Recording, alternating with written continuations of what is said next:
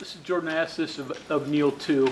Obviously, you guys given up yards in recent weeks, but at least this past week, turnovers. You just have to be opportunistic. All the injuries you suffered, you're going to give up yards. You just got to have turnovers and make stops at key points. I don't think it really.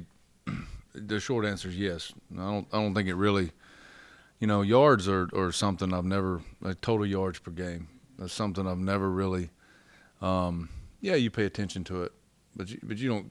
You go into, especially in our league, knowing that people are going to get yards, especially when you have an offense that, I said this last week, that splits you in half with a running quarterback. So the number one thing that UCF was really good at was two things: was running the football and explosive plays over 20 yards. And I think we allowed. I know we were under both of those in their average. So we're trying to do the turnovers, particularly in the red zone with the pick and the or Beanie's two picks, and then the fourth down there at the end. That was the difference. And so going into those games that you have to get those, and they. I don't know. I'm trying to think of the number if they were really prone to it, but I do know that off of those run actions, some of those throws are hard sometimes for those quarterbacks. So I knew we were going to have opportunities. We just had to make them. Biggest concern was the fact that they spread you out and they do it tempo, and you have some areas where you were thin and trying to cover up, and them taking advantage of that. Was that the biggest concern on your part? Oh yeah, I mean it's injuries what they are. Yeah. I'm not going to sit up here and ever make excuses for that. It's just you got to get the next guy ready. But there's some things you're trying to do to cover up. You're moving some pieces around that can athletically do. Maybe they haven't done that a lot, but athletically they can do what you need them to do. But it makes it hard because again they split and spread the defense, and once they can isolate you there, then that's something that you have to try to find out where and how they're doing it, and so that you have answers, and which that just makes it hard. But you got to be ready to adjust, and you got to be willing to adjust on the fly without having to wholesale change whatever you were trying to do. So thought our guys did a pretty good job of that. And the Koba strip sack on the blitz. He said you tried it a couple of times and weren't successful. You didn't get home, but that one kind of flipped the game because at that point you score. It's a two-possession game. It turns them into one-dimensional. They're going to have to throw, and it kind of changed everything, didn't it? Yeah, there were one more of those that should have gotten home, and the protection. Very simply, they pulled a guard and he read out of the original blitz that he had, which he shouldn't have done. Now that was Marcus Floyd's interception, so it turned out being two turnovers. But we probably had an opportunity there for another big hit on him. But really, where Lee not necessarily made it. It's not a critical error. He saw what he saw, and he's actually playing the play if he played it against the run correctly. But Eddie V's the one that made that with that pressure, and he did exactly what he's coached to do against that protection, and ended up getting the hit on the quarterback, which forced the ball to kind of sail high, and Marcus fell right underneath it. Played Raleigh Collins and Caden Beiser more in this game than they'd played previously. So what'd you see out of them? Yeah, I mean the thing that both those guys are really young players, and they're in a developmental phase of their career. And the number one thing when guys have to do that, maybe a little bit before they're ready, is be exactly where you're supposed to be. And both those guys did that. Raleigh did a really nice job. UCF, everybody sees it as trick plays, but those reverses that they run those like you would split zone or any type of counter or power play. That's just a part of their offense. And so we talked about it all week, keeping your leverage on your number, and Raleigh did a really nice job of that. And he had a great effort play, running the back down on the counter that got out, and we misfit. So they did a nice job. I asked Lee this, and he had an interesting response. When he had the opportunity to get the blindside shot on Plumlee. Earlier in his career, he might have taken the shot to try to get a whack on him, but he saw the ball there, and he saw the ball was open, and he went for the ball instead of the kill shot. And you're chasing the guy all game, and your instinct is to try to lay one on him. Does that show the growth that you're seeing from him as a football player? Yeah, it does. It shows the growth. It shows a guy that's at a point in his career where on the fly, when things are moving fast, those are the things that make really good players stand out. As they see opportunities, they know how to maximize them, and they take them, and they get it. It's also, that's something that we drill. In there's a couple of circuits we do, and one of those is the proper way to sack a quarterback when you're on the blind side and when you're on the front side. And obviously, the rules of the game now is something that you have to cover with where you put your head and how you get into that, because it's it's not 15 years ago where we applauded that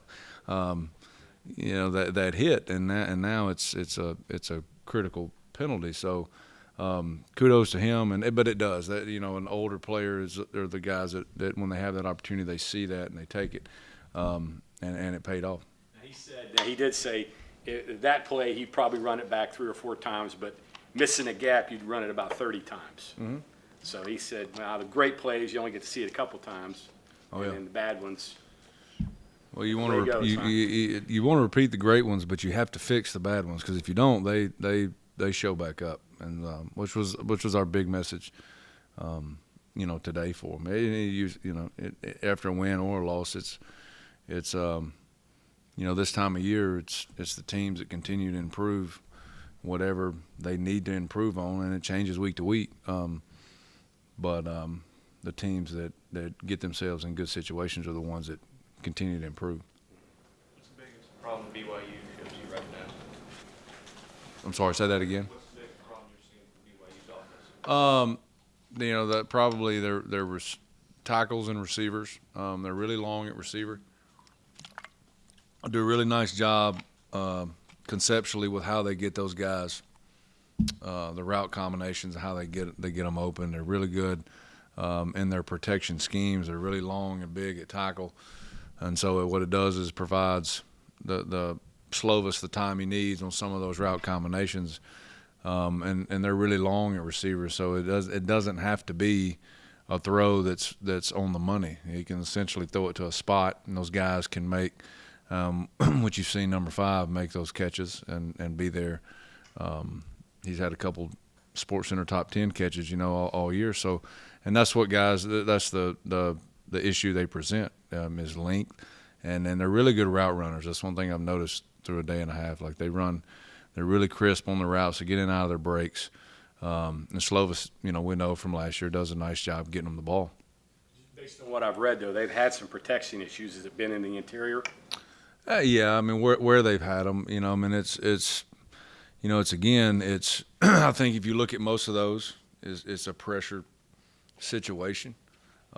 Sometimes those protections where they're good, you can overload them, but then there's a couple of throws on there that same situation, if they're, y'all have heard me talk about pressure, and if it's that far off, it's great play by the defense. If it's another foot, it's somebody's playing a fight zone, so. Most of those teams who've played the Big 12 so far have had running quarterbacks. Slovis isn't necessarily to that level. Does that just change how you defend when it's not a mobile quarterback, more of a drop back guy, or what are your thoughts? I mean, yeah, in some areas it does, but some it doesn't. They have enough, I think, to keep you honest. Slovis is you go back to Pitt game last year. They always have, a couple of run schemes in there that even Pitt and BYU. So when you see that, they're seeing something at practice that may not necessarily show up on film. So a lot of times that is a sneaky, athletic runner who's savvy enough to make some things happen, or that knows exactly how to read whatever read that they're giving him in the run play. So it's enough to keep you honest. It doesn't necessarily change really anything that you do in your base defense. You're obviously not going to play them like the same way you would UCF, but totally different offense. But it doesn't change, like it's your base. It doesn't change how you defend them. Jordan, Neil was discussing third downs and just the technique on zone drops. It sounds like it's easy to correct. So I guess one is like, how does it go wrong when it seems like it's easy to manage, right? And then how do you? It seems like, is it a simple fix? Just reminders of things about. Well, I landmarks? mean, it's most of the offenses we play have some sort of tempo, and in the ball, the ball always moves across the field, right hash, right middle, left hash, and every single one of those are different. And there's as much in the technique of the drop as it is the actual what we call a landmark of the drop.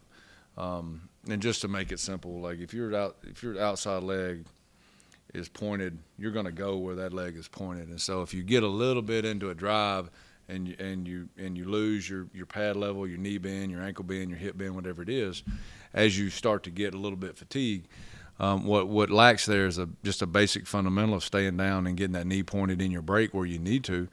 And that's the difference in picks and PBUs. And it's something really, really small. It's very correctable. We do it.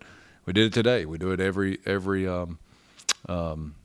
at least twice a week, where we go to those different coverages have different landmarks.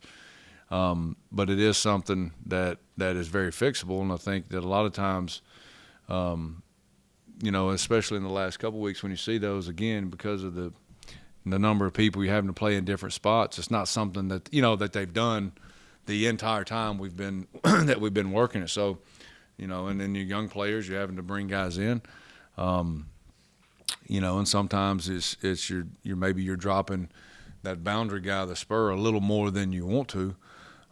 So there's all kinds of reasons why they're going to be off a little bit sometimes, and they're never going to be perfect.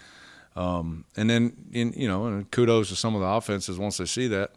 They're obviously using the grass off of the space when it is zone coverage versus man coverage, just to find, not necessarily a perfect, area that you're not going to draw up every single area that the receiver is going to work a route into. You got to have a general area.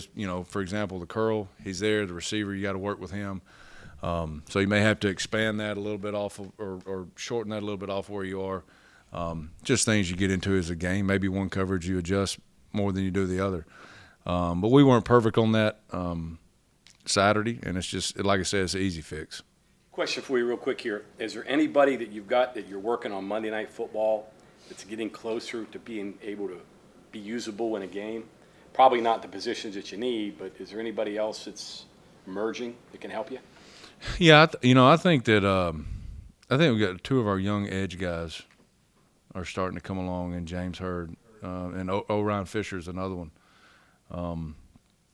Orion is a guy I've talked about that's extremely long and really broad, and is going to take a weight room to get the strength to control his body where it needs to be.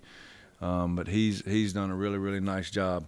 Both those guys, have and what we've done. Corey McIntyre, interior D lineman, that has a lot of athleticism. Has as much twitch off the ball as probably anybody that we do have. One that's really, really showed up Saturday. That did a not really nice job down in the red zone. A couple of run plays that we stuffed him on was Hammond Russell. Just playing fast and doing to O-lineman what a guy that looks like Hammond should do.